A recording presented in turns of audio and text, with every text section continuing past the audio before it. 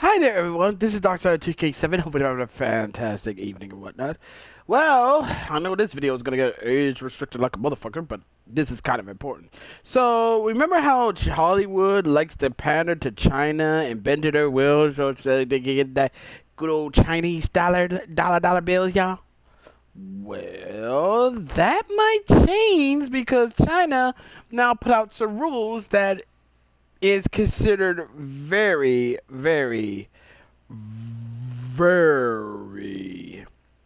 anti-LGBT, anti-LGBTQ. And this is coming from me of all people who actually gonna call out on this one because I'm pretty sure the idiots in Hollywood who always spouts about LGBTQ situation, LGBTQ, and attack people who become homophobic and everything. Yeah, I want to see how well they'll play. I want to see how their tone changes when China is actually pulling this shit. What am I talking about, you ask? Well, well, I'll tell you. I read this from Variety.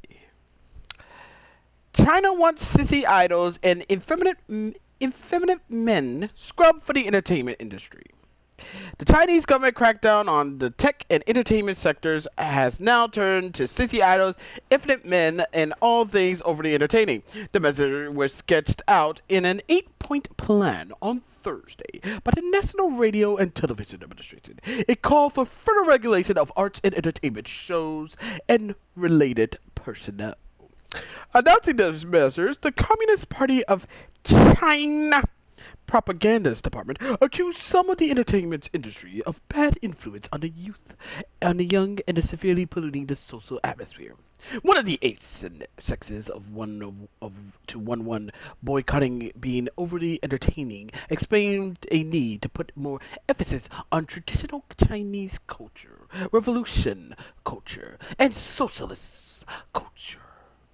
It said that authorities will establish a correct beauty standard and boycott vulgar internet celebrities. It has also called for Chinese media to spread more positive values and for trade associations in the television and internet entertainment sectors to provide more training and self-discipline. The guide also called for the marginalization of people who have broken laws and whose past behaviors has gone against public order and morals, and for the bans of idols audition shows. In a repetitive in a reputation and strengthening for past edicts, the guidelines also call for the ban on huge celebrity pay packages, fake contracts which enables earnings to be disguised, and tax evasion. The new regulations suggest that Chinese leadership in some ways wishes to turn back the clock to a simpler and pure socialist era. Perhaps a more self-reliant one than is more driven by economy concerns and is less capitalistic. President Xi Jinping has called for a national rejuvenation with tighter Communist Party control of businesses, education, culture, and religion. That has implications for, among other things, the import of foreign entertainment content. Hollywood films are, this year, struggling to get released in China. And after a more than 3-year ban, restrictions on Korean entertainment products have been seen to ease. But commentators now suggest that easing may go no further. China's LGBTQ community may also feel deeply uneasy. While homosexuality is no longer classified as a mental illness in China and is decriminalized in 1997, same-sex relations remain mostly taboo. Gay entertainment content has remained in the gray area, and foreign films with gay themes such as Call Me By Your Name and Bohemian Rhapsody have been heavily censored or removed from screens. Earlier this year, the dominant messaging app WeChat erased all past content of the accounts for the campus LGBTQ groups of China's top universities. China's authorities have had a long tradition of punishing high-profile figures in the entertainment industries, with temporary bans being handed out to figures such as Zhang Yongmi, Julie Azakuri, and actor Tang Wei. I butchered the names, my bad. Authorities have chosen to make an example of other celebrities for their drug habits, Jessie Chan, and use of prostitutes, Wang Quanjing. In 2018, the country's leading actress, Fa Bingbing, disappeared for more than 2 months before reappearing, contrary to ready to pay a fine of over $100 million for her tax and contractual indiscretions. The last couple of years additionally have been seen a change of administration for the film and TV sectors, which has led to a growing emphasis on socialist values and loyalty to the Communist Party.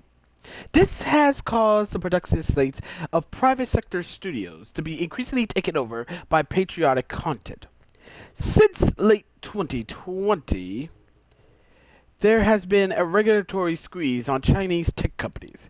These are now considered to have grown too big and too fast, and to have taken up such an important piece in people's daily lives that they threaten the power of the party. The two trends, the moralistic stance against non-socialist behavior and the crackdown on the tech sector, are now co-selling and having a deep impact on companies such as Alibaba and Tencent that are not only Chinese top entertainment and tech players, but are also some of the largest gaming and streaming companies in the world. Only last week, regulators in another department, the Cyberspace Administration of China, called for an end of chaotic celebrity culture while also seeking a technological solution to the fandom. It proposed limits on recommendation engines and referral algorithms used by games, streaming, and social media companies. High profile and wealthy individuals are too at risk.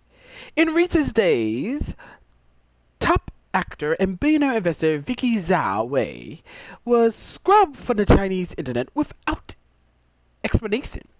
She has had a minor run-ins with authorities in the past and may now have been caught out over her past association with Jack Ma, the founder of Alibaba, who has spectacularly fallen from grace. So, what does that mean? It means that the CCP don't want LGBT bullshit coming to their neck of the woods. And this one's gonna be pretty interesting though, because I wonder how these Hollywood actors who always scream about social injustice, scream about LGBTQ and all that. I wonder how well what they're gonna say.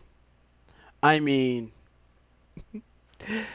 don't be too fucking surprised when you don't hear one peep from these motherfuckers, because knowing them, they talk bad about China. It's gonna affect their pocketbooks. Let's not forget that John Cena had to apologize to the CCP for saying that Taiwan is a country. Remember that? I remember. I don't forget. I never forget that shit. But anywho, this is gonna be hard for Hollywood, because here's the thing.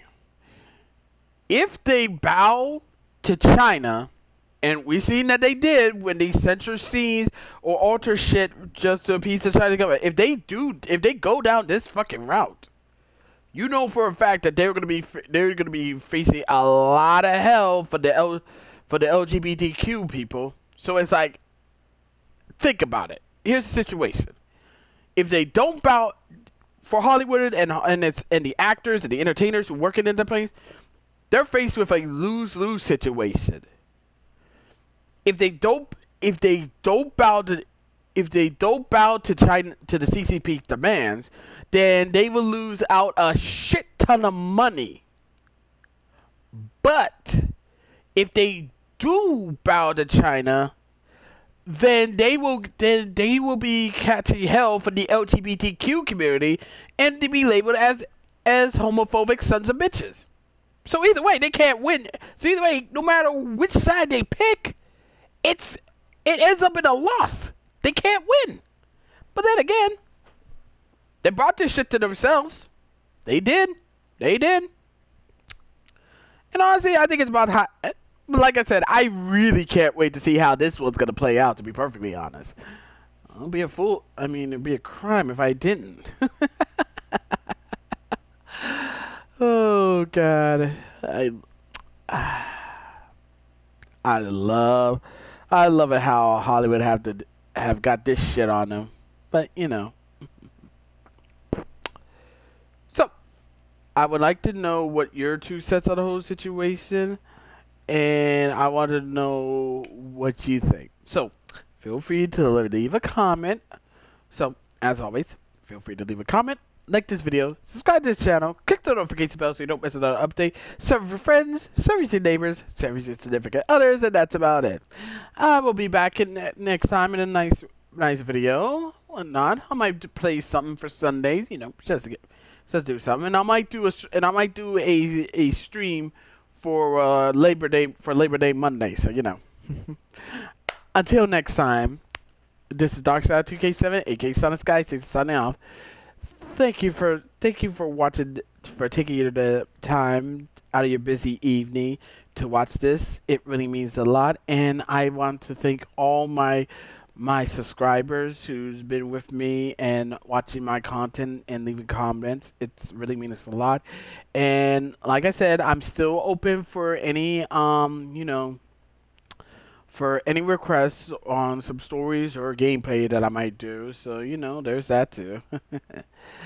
But, you know, it really means a lot, and I am grateful to have all you peeps with me through thick and thin and everything. So, that's all for now. I will see you next time. God bless you all. Fuck you, Hollywood. And also, fuck the CCP. You hear that, CCP?